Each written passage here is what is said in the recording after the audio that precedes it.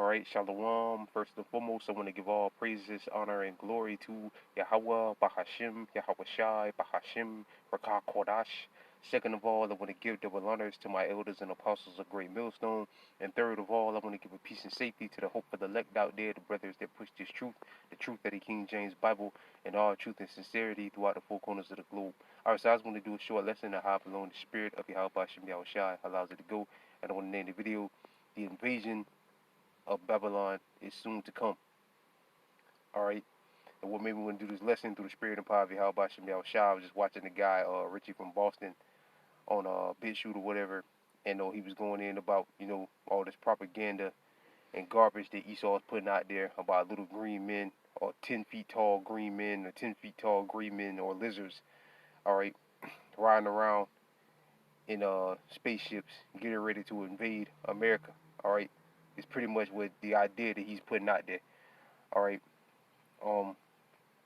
In the video, we Richie spoke about a few weeks back about these people that claim they saw 10 feet tall green men.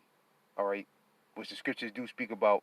The angels being extremely tall, or being tall. All right, really tall, dark-skinned men. All right, which there's been accounts. I forget the guy's name. This was a while ago, man. I forgot the guy's name, but Norman Bates, I think that was his name. He had like top secret. He was on Project Camelot. This was a long time ago. He actually said that NASA has videos or pictures of the angels getting off chariots, and he described them. The way he described them was accurate. He said they were 10 feet tall, really tall. He said 7 feet tall, dark-skinned men, really, really black men. All right, which the scriptures describe the angels as the color of burnished brass. All right, when you read the book of Ezekiel.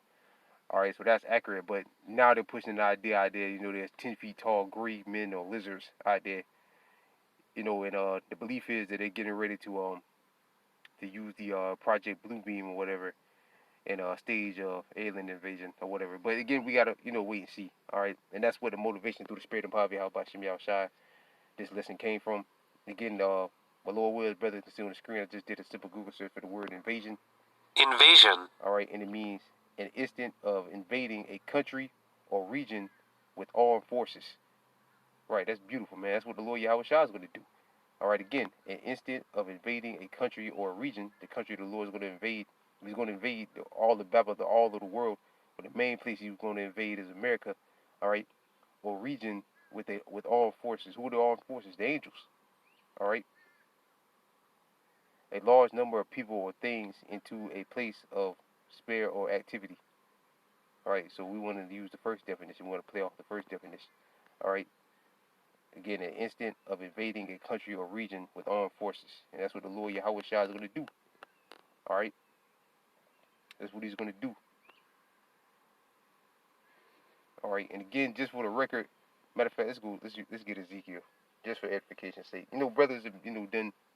I've seen brothers do videos, a lot of videos, lately about explaining what's really going to go down, how the Lord and the angels are going to come back and mop this place, completely and utterly destroy this place. All right.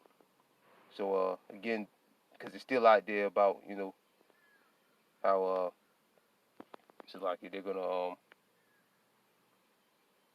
so-called UFOs was really the chariots of the nation of Israel, chariots of the Most High, Salakia, what I meant to say, and how they're gonna come back to America and do damage, which the scriptures refer to them as the curse, which they are a curse to who? The so-called white man.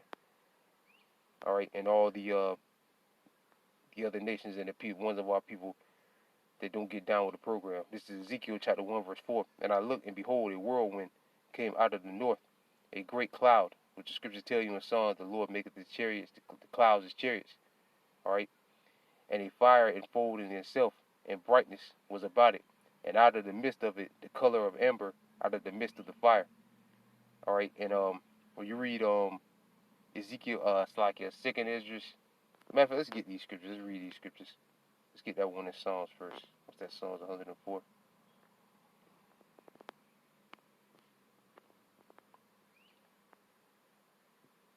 think it is, or 105. Yep. It's Psalm chapter 104, verse 3. Who layeth the beams of the chambers in the waters, who maketh the clouds his chariots, and who walketh upon the wings of the wings of the wind. Right? So the Lord said, who maketh his clouds the chariots. All right, when you read Revelation the 7th chapter, it speaks about, matter of fact, again, let's just read it. It says the Lord is going to come back on a cloud, which that cloud is a so-called UFO, which again are really the chariots of the Most High. This is Revelation chapter 1, verse 7. Behold, he cometh with clouds, and again, the cloud is so-called UFO, and every eye shall see him.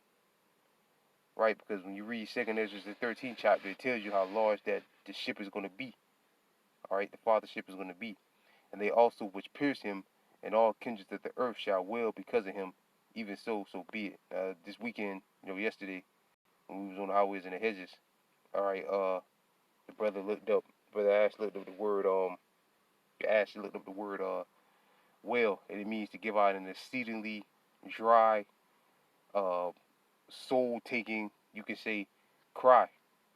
All right, because the people, when the Lord comes back, man, hey, the scripture say the day of the Lord is darkness and not light.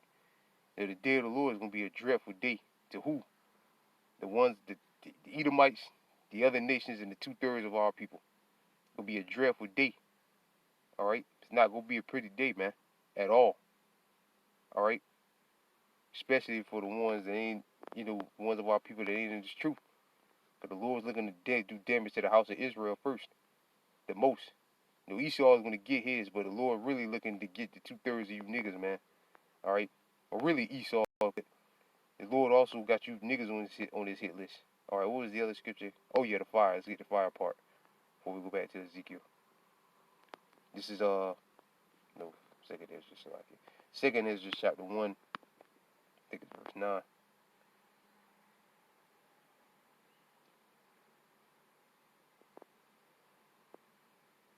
Yep, 2nd Ezra chapter 1, Slack verse 14, Slack brothers.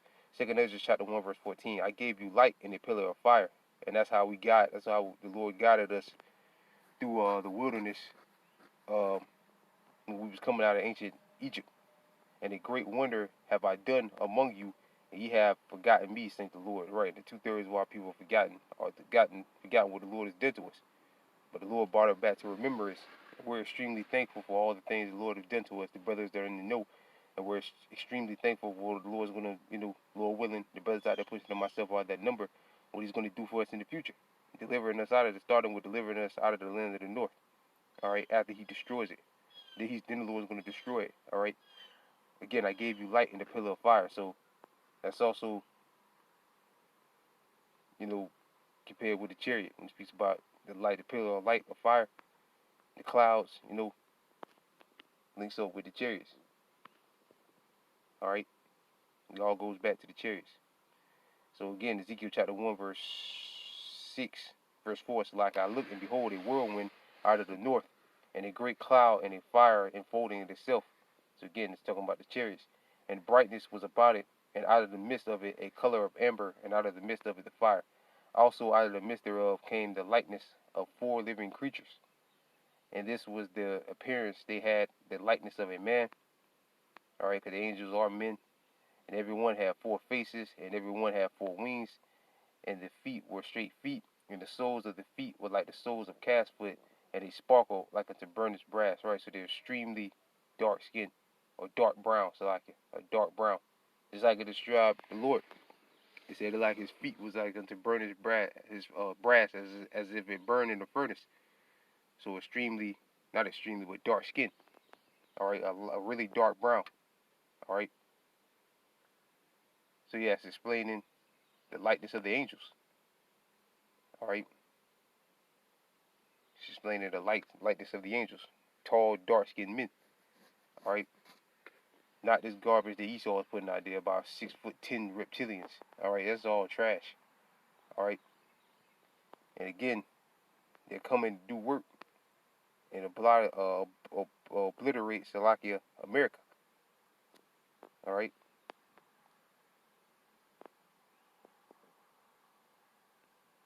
Where was I going, Salakia?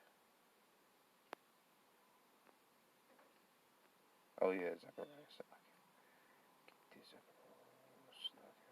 Zechariah chapter 5.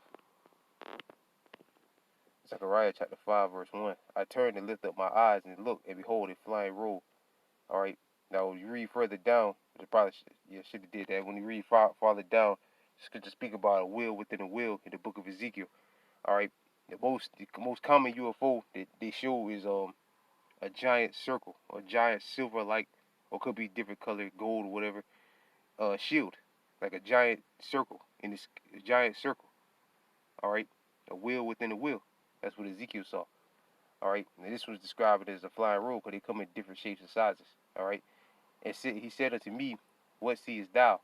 And I answered, I see a flying robe, and the length thereof is 20 cubicles, and the breadth thereof is 10 cubicles.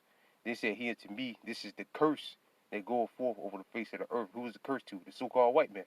All right, the whole earth, for everyone that stealeth. And how did Esau get the world, America, and everything else? By theft, bloodshed, and theft. It shall be cut off on this side according to it, and everyone that sweareth shall be cut off as on this side according to it. Right? So the Lord said the chariots are cursed. All right, and to the thief, to everyone that stealeth, and the main thief is Esau. So it's the main curse to the so-called white man, because he's the biggest thief in recorded history, by far. All right, by far the biggest thief in history, ever. All right, this man has stolen the whole earth. All right, and continues to steal with a smile on his face, and act like he got it by way of by fairness, when he really got it by bloodshed, rape, robbery, slaughter, and murder. All right, but that's all right though, because the Lord's going to pay this devil back. All right, now again, when you look at the word invasion, let's go to this Revelation chapter 19, verse 12. And his eyes were as a flame of fire. This is explaining the Lord, the way the Lord Yahushua. On his head were many crowns, right? Because he's coming to conquer not only the so-called white man, but these other nations as well. All right, and he had a name written that no man knew but he himself. And he was clothed with a vesture dipped in blood, and his name is called the Word of Yahweh.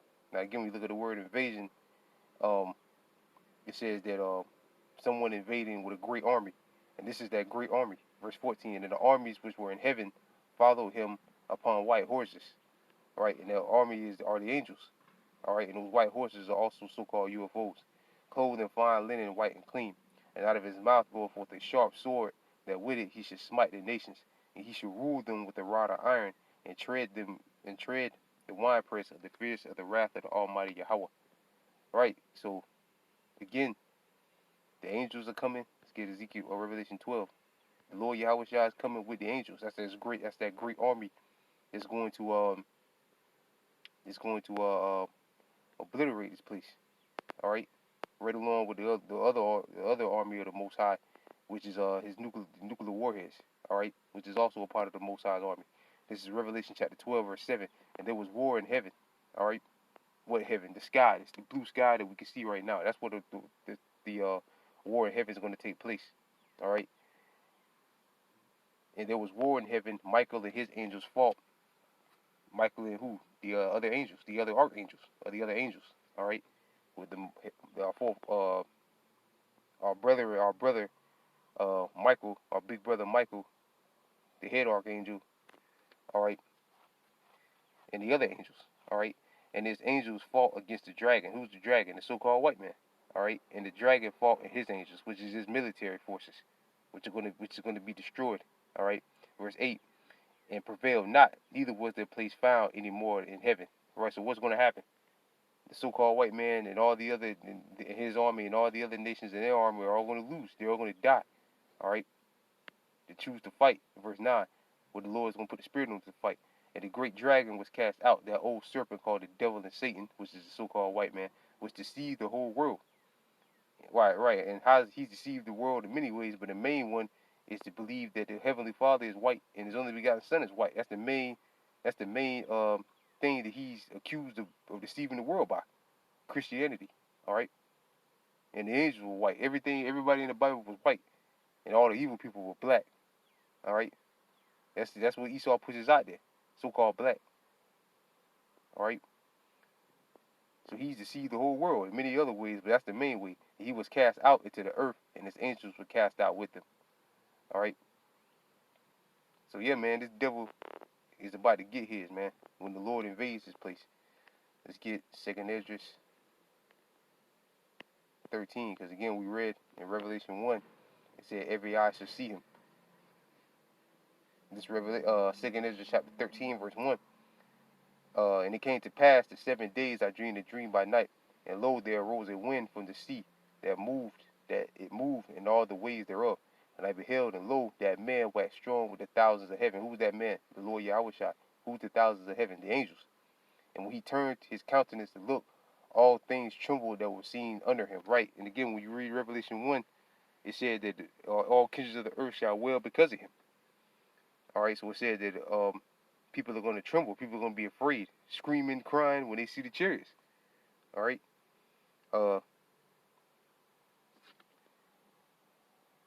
All things trembled that were seen under him. Verse 4. And whensoever the voice that went out of his mouth, they all burnt that heard his voice, like as the earth filleth when it filleth the fire. And after, lo, there was a great multitude of men out of the number of the four winds of the heaven to subdue the man that came upon the sea, which is Esau, his military might, and the other nations and their militaries. All right, mainly Esau, though. All right, verse 6. Behold, but I beheld, and lo, he had graved himself